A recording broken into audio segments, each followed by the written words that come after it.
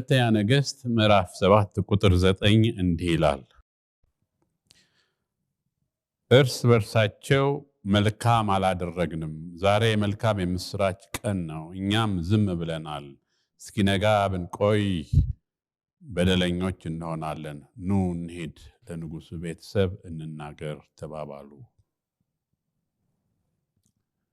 ይህ ታሪክ የተፈጸመው በእስራኤል ላይ ረሃብ በነበረበት ጊዜ፣ በሶሪያ ደግሞ ጥጋብ በነበረበት ጊዜ ነው።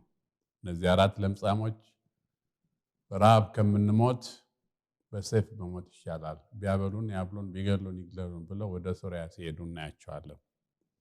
እዛን ጊዜ እግዚአብሔር ታላቅ የጦር ድምፅ አሰምቶ የሶሪያ ሰዎች ሀገሩን ሁሉ ለቀው እየሸሹ ነበር።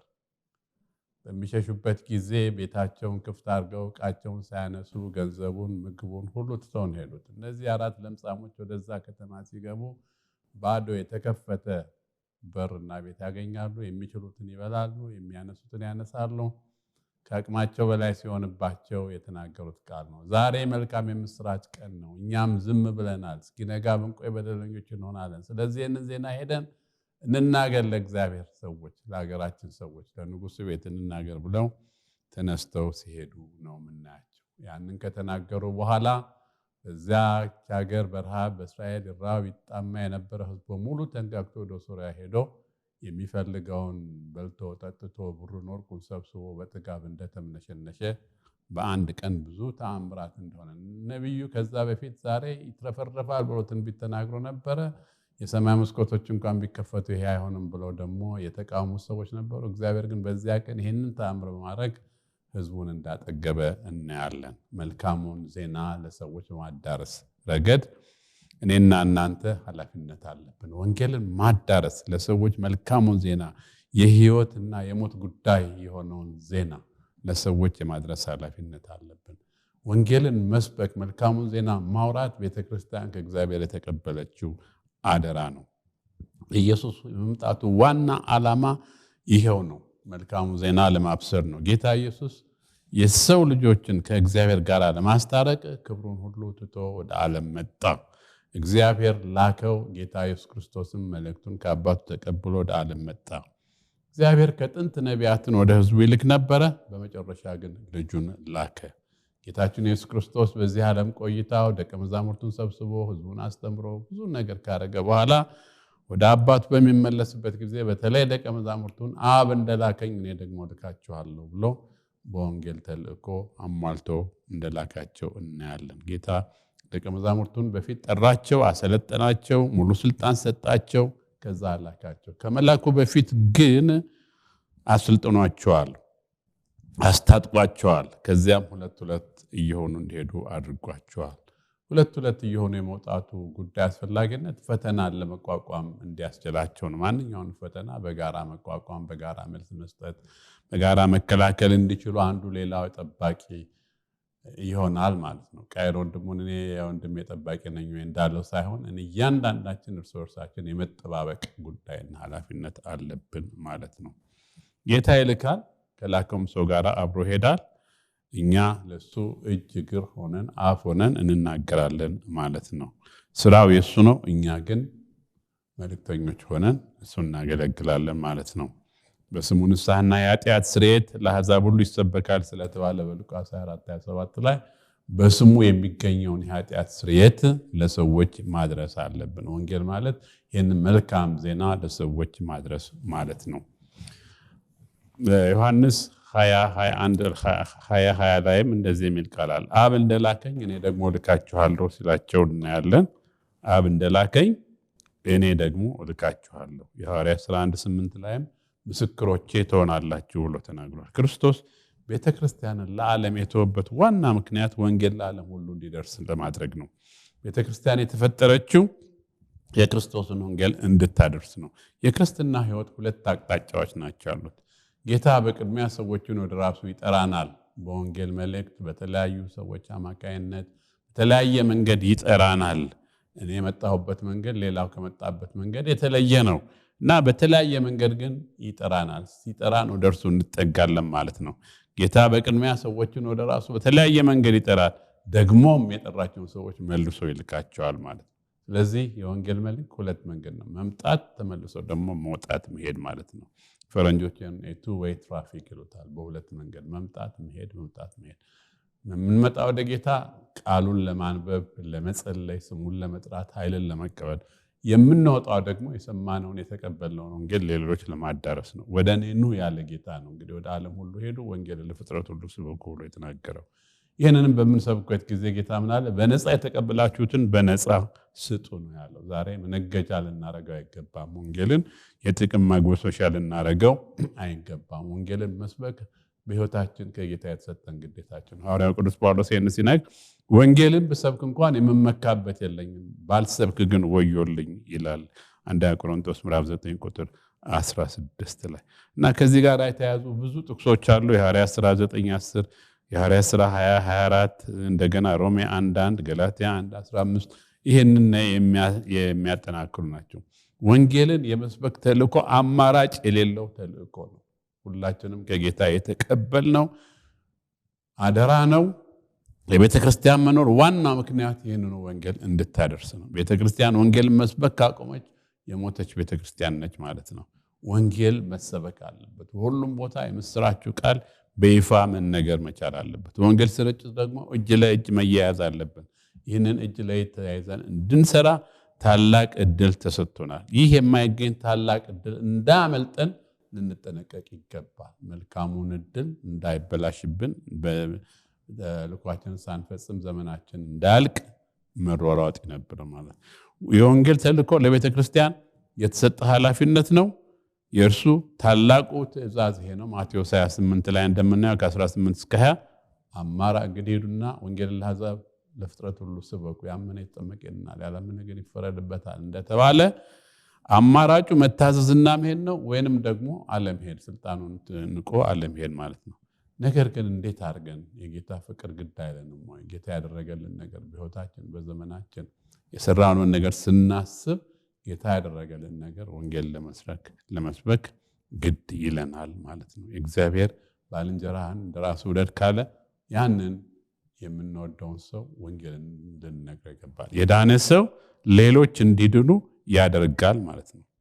እግዚአብሔር ለዚህ እስራኤልን መሳሪያ አድርጎ ተጠቀመ፣ ሌሎችን ለማዳን ተጠቀመባቸው።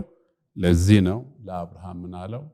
የሚቀበለውን እቀበላለሁ፣ የሚባርኩን እባርካለሁ፣ የሚረግሙ ይረገማሉ ብሎ ስላለ ይህንን ለመስበክ በምንወጣበት ጊዜ ለመስከር በምንወጣበት ጊዜ የሚቀበሉን ጌታ ይቀበላቸዋል፣ የሚባርኩን ጌታ ይባርካቸዋል። በነገር ሁሉ ቤታቸው፣ ንብረታቸው፣ ልጆቻቸው ሁሉ ይባርካሉ ይቀበሉ የምንለው ቃል ቢሰሙ።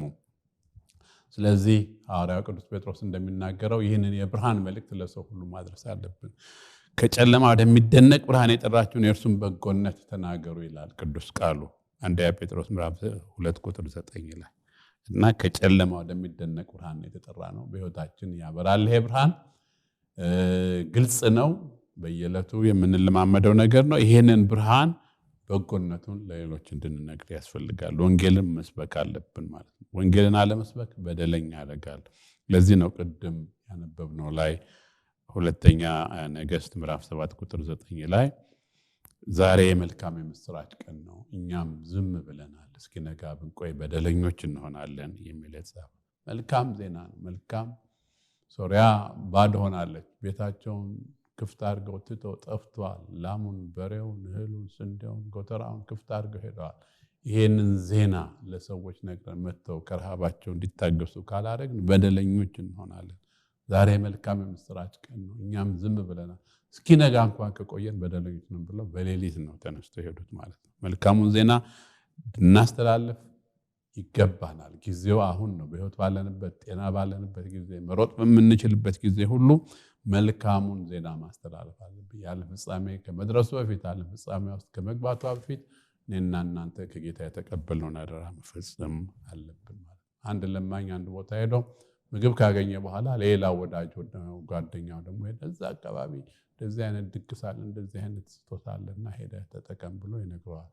beggar telling another beggar where to find food እንደሚሉት ፈረንጆች ማለት ነው። እና ሌላ ቦታ ሄዶ ምግብን ማግኘት እንደሚችል እንደሚጠቋቆሙ እንደዚሁ እኛም የሰማነውን መልካም ዜና ለሌሎች ሰዎች መንገርና እዚህ ቦታ ወንጌል ጋር እዚህ አገልግሎት እንዲህ አይነት መልካም ነገር አለና ሄደህ ተካፈል ልንል ይገባናል ማለት ነው። እና ይሄንን መስበክ ይሄንን ማውራት ወንጌልን መናገር የሞትና የሕይወት ጉዳይ ነው። ሕይወትና ሞት በፊታችሁ አድርጌያለሁ ምረጡ ይላል ዘዳግም 30:19 ላይ። የወንጌል አገልግሎት የመመስከር አስፈላጊነት መልካም ነገር ሲያጋጥመን ደስታችንን ለሌሎች እንደምናካፍል ይህንን ወንጌልን የምስራች ስለሆነ መልካም ዜና ስለሆነ ለቤተሰቦቻችን ጀምሮ በጎረቤት በአካባቢ ለሚኖሩ ለስራ ባልደረቦቻችን ይህን ዜና ማሳተፍ አለን። ልጆቻችን ፈተና ቢያልፉ ምን ላለ ልጄ ፈተና አለፈ ደስ ብሎኛል።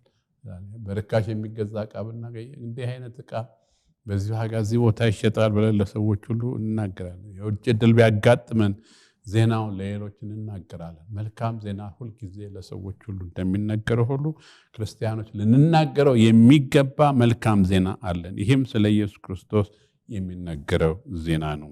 ክርስቶስ ሰዎችን ከዘላለም ሞት ለማዳን ሲል ሕይወቱን ሰጥቷል። እርሱም በማመንና ኃጢአትን በመናዘዝ ይቅርታ ይገኛል። ይህ ሌሎች ሊሰሙት የሚገባ መልካም ዜና ነው። ይህንን ዜና መናገር ቸልልንል አይገባንም ማለት ነው። ስለ ኢየሱስ ክርስቶስ የሚነገረው መልካም ዜና ከሌሎች ዜናዎች ሁሉ ይበልጣል። የምስራች ነው፣ መልካም ዜና ነው፣ ከሌሎች ዜናዎች ሁሉ ይበልጣል። እና ይህንን ዜና በድፍረት በትጋት በቅንነትና በንጹህ ልቦና ልንናገረው ይገባል ማለት ነው። ይሄ ዜና መናገር ስም አለው። ወንጌልን መመስከር ይባላል። ወንጌል ዘላለማዊ ሕይወት ይገኝበታል። ስለዚህ መልካም ዜና ሰዎች ሰምተው ዘላለም ሕይወት እንዲያገኙ ልንነግራቸው ይገባል ማለት ነው። ሰዎችን ዜና ሰምተው ጌታ ኢየሱስን እንደግል አዳኛቸው አድርገው ሲቀበሉ የኃጢአት ይቅርታ ያገኛሉ። ወንጌል የሰውን ሕይወት የመለወጥ ኃይል አለው። የመልካም ዜና ወንጌል ዘላለማዊ ሕይወትን የሚያስገኝ ነው። ሰዎችን መልካም ዜና እንዴት ሊሰሙ ይችላሉ? እኛ የሰማነው ሰዎች ስንነግራቸውና ስናወራላቸው ነው። ስለ ወንጌል ሁለት ነገሮች ማድረግ አለብን። ወንጌል ወይም መልካም ዜና ለሰዎች መንገር፣ ሁለተኛው ደግሞ ሰዎች ክርስቶስን አምነው እንዲቀበሉ ማበረታታት ያስፈልገናል ማለት ነው። እነዚህን መልካም ዜናዎች ሰዎች ሲሰሙ ወደ ሕይወት ወደ ዘላለም ሕይወት ይመጣሉ ማለት ነው። ይህ ተግባር መፈጸም ምን ይባላል? መመስከር ይባላል። ክርስቲያኖች ስለዚህ ብዙ ስራዎች አሉብን ማለት ነው። ጊዜያችንን በከንቱ አናጠፋም። ስራችን ምንድነው? መጽሐፍ ቅዱስን ማጥናት፣ መጸለይ፣ ሌሎች ወንድሞችን መጎብኘት፣ ማጽናናት፣ ጌታን ላላወቁና ላልዳኑ ደግሞ ወንጌልን መንገርና መስከር ስራችን ሊሆን ይገባል። መስከር አስፈላጊ የሆነበት ምክንያቶች አሉ። አንደኛው ሰዎች በኃጢአት ምክንያት እየጠፉ ናቸው፣ ጠፍቷልም። በጫካ ውስጥ መንገድ እንደጠፋበት ሰው ማለት ነው። በጫካ ውስጥ የሚሄድ ሰው መንገድ ቢጠፋበት ግራ ቢገባው ምን ያደርጋል? እንደገና ወደ ኋላ መመለስ ይኖርበታል ማለት ነው። እግዚአብሔር ሰዎችን እንዲድኑ ይፈልጋል። ስለዚህ ስለሚፈልግ ይህንን ጫካ ውስጥ ያለ መንገድ የጠፋበትን ሰው እንዲድን ወደ ክርስቶስ ልናመጣ ይገባናል ማለት ነው። ደግሞ ጊዜ የለም፣ ነገ ተነገ ወዲያ ብለን ጊዜ እንዳይባከንብን መጠንቀቅ አለብን። ጊዜው አጭር ስለሆነ ከሞታችን በፊት ወይንም የምንመሰክርለት ሰው ከሞቱ በፊት ይህንን መልካም ዜና ልንነግረው ይገባል ማለት ነው። መስካሪውን ደግሞ ይጠቅመዋል፣ ያበረተዋል፣ በመንፈሳዊ ሕይወቱ እንዲያድግ ያደርገዋል ማለት ነው። እንግዲህ ከክርስቶስ ጋር ከተነሳችሁ ክርስቶስ በእግዚአብሔር ቀኝ ተቀምጦ ባለበት በላይ ያለውን እሹ፣ በላይ ያለውን እንጂ በምድር ያለውን አይደለም በማለት ይናገራል። ልባችን ከጌታ ጋር ሁልጊዜ መሆን አለበት። በላይ ያለውን መናፈቅ መቻል አለብን። ቆላስይስ 3:1 ላይ ነው የተጻፈው። ክርስቶስ ባለበት በላይ ያለውን እሹ፣ ከሱ ጋር የተነሳችሁ ከሆናችሁ በላይ ያለውን ናፍቁናል። በላይ ያለውን የሚናፍቅ ሰው ናፍቆቱን ለወገን ለዘመድ እየነገረ ጉዞውን ይቀጥላል ማለት ነው።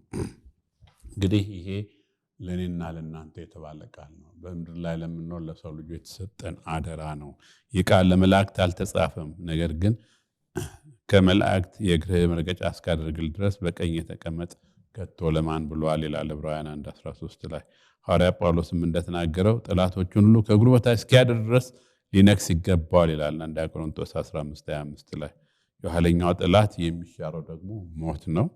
ኤፌሶን 1:20 ላይ ክርስቶስንም ከሙታን ሲያስነሳ ከአለቅነት ከስልጣን ከኃይል ከጌትነትም ሁሉ በላይ በዚህ ዓለም ብቻ ሳይሆን ነገር ግን ሊመጣ ባለው ዓለም ደግሞ ከሚጠራው ስም ሁሉ በላይ በሰማይ ስፍራ በቀኙ ሲያስቀምጠው በክርስቶስ ባደረገው ሥራ የብርታቱ ጉልበት ይታያል።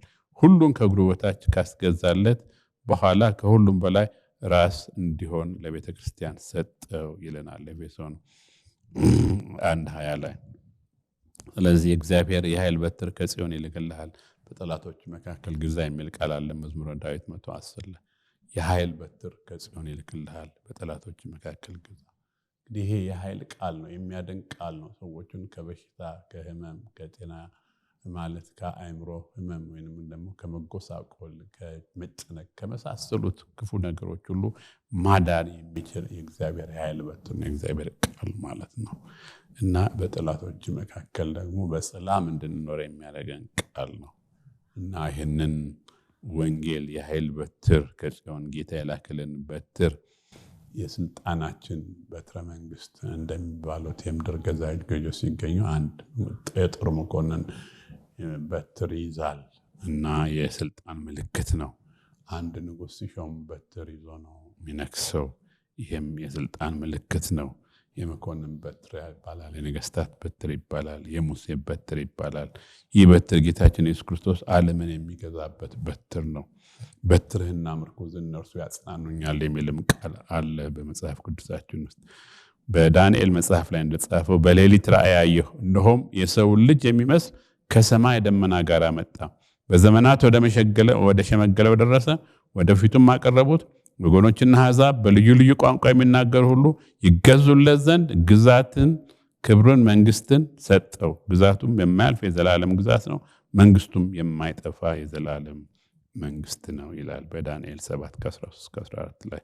በትረ መንግስት ይህ በትር ንጉስ አርጤክስስ ለንግስት አስቴር እንደዘረጋላት አይነት ነው። እሱ ጋር መግባት ትፈልጋለች። ንጉሱ በትሩን ካልዘረጋ ግን ማንም ሰው ደርሱ መግባት ስለማይችል ፊት ለፊቱ ሄዳ ቆመች፣ በትሩን ዘረጋላት፣ ገባች፣ የምትፈልገውን ነገር ተናገረች። አጎቷን ዘመዷን የሆነ መርዶክዮስን ህይወቱን አተረፈችለት ማለት ነው። ለዛም ምድር የሚያስፈልገውን የፈውስ ነገር አደረገች እሱ ጋር ገብታ ማለት ነው።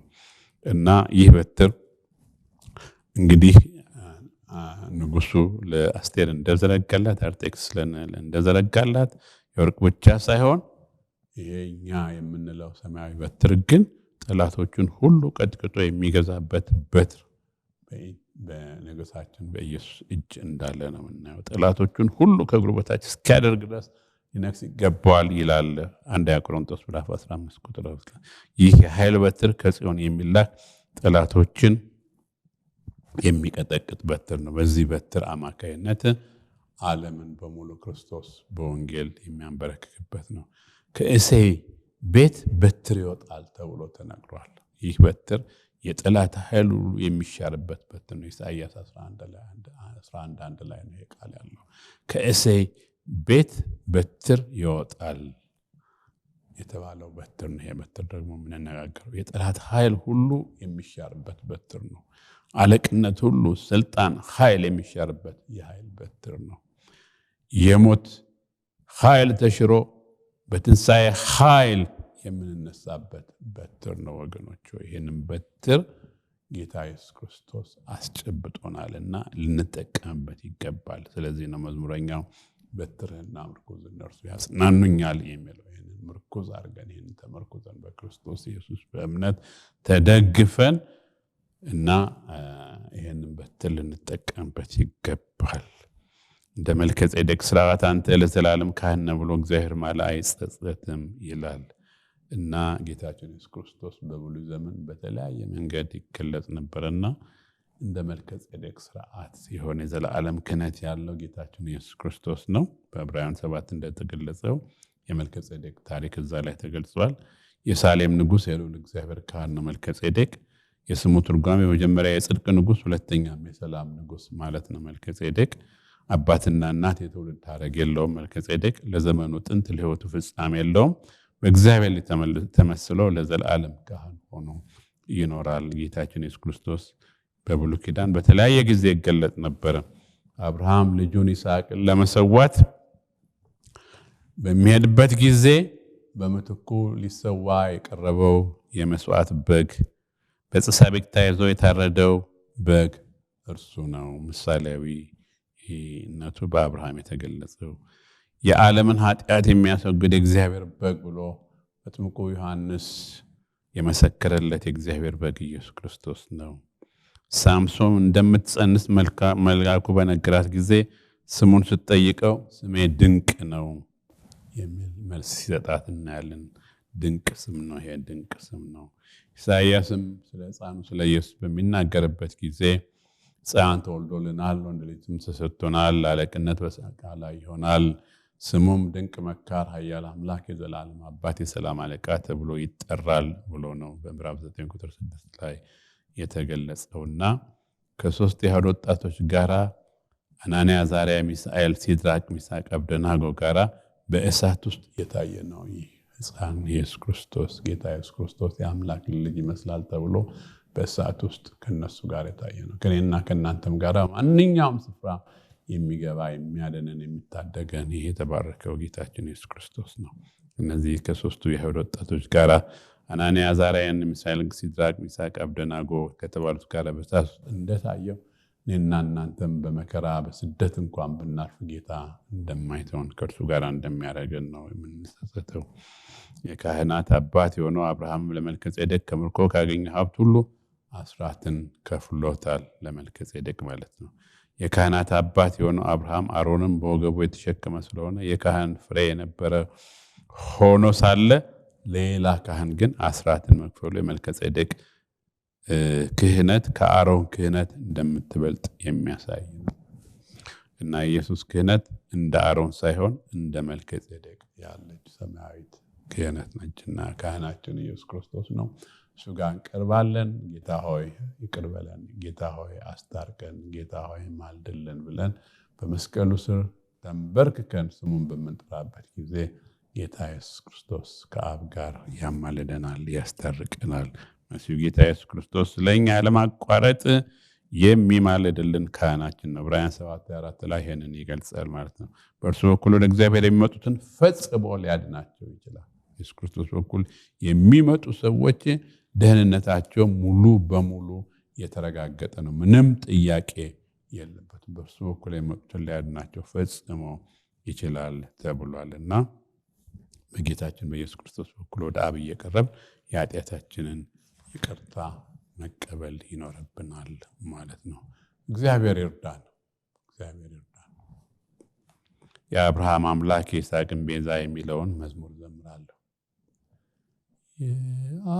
የአብርሃም አምላክ የይስሐቅን ቤዛ፣ የአብርሃም አምላክ የይስሐቅን ቤዛ ወገኖቹን ሁሉ በራሱ ደም ገዛ፣ ወገኖቹን ሁሉ በራሱ ደም ገዛ።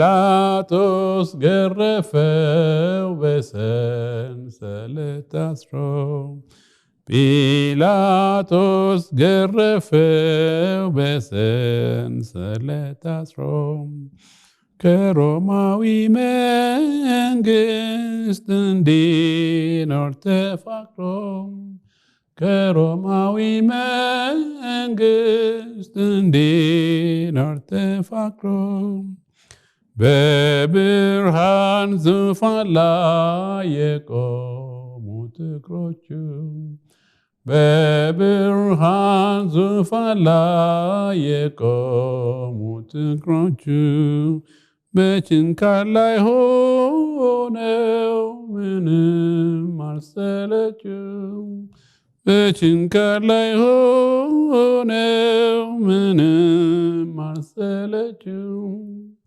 የብርሃን አክሊልን ለሰማዕት ያደለም፣ የብርሃን አክሊልን ለሰማዕት ያደለም፣ የሾህ አክሊል ደፍቶ ቀራንዮ ዋለ።